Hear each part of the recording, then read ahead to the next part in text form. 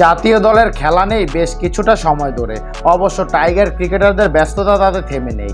জিম্বাবুর বিপক্ষে 5 ম্যাচের টি-20 সিরিজের জন্য চট্টগ্রামে প্রস্তুত হচ্ছেন শান্ত, লিটন, তাসকিনরা। আগামী 3 তারিখ থেকে শুরু হচ্ছে এই সিরিজ। যদিও তার ঠিক আগেই সুখবর পেয়েছে দলের 2 তারকা লিটন কুমার দাস এবং তাসকিন আহমেদ।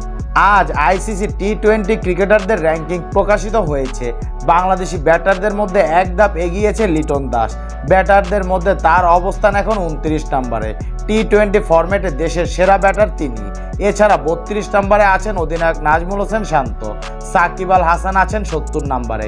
এছাড়া বাংলাদেশি বোলারদের মধ্যে এক ধাপ এগিয়েছে তাসকিন আহমেদ, আছেন 32 নম্বরে।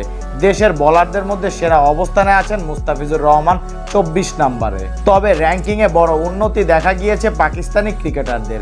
এক ধাপ এগিয়ে 4 নম্বরে উঠে এসেছেন পাকিস্তানের অধিনায়ক বাবর আজম। 10 পয়েন্ট বেড়ে তার রেটিং এখন 763।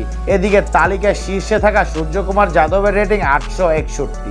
সূর্যকুমারের পরে রয়েছেন ফিল সল্ট, তার রেটিং 802। 3 নম্বরে থাকা মোহাম্মদ রিজওয়ানের পয়েন্ট 784 রেটিং। সেরা 5-এ রয়েছেন এইডেন মার্করাম, তার রেটিং 755।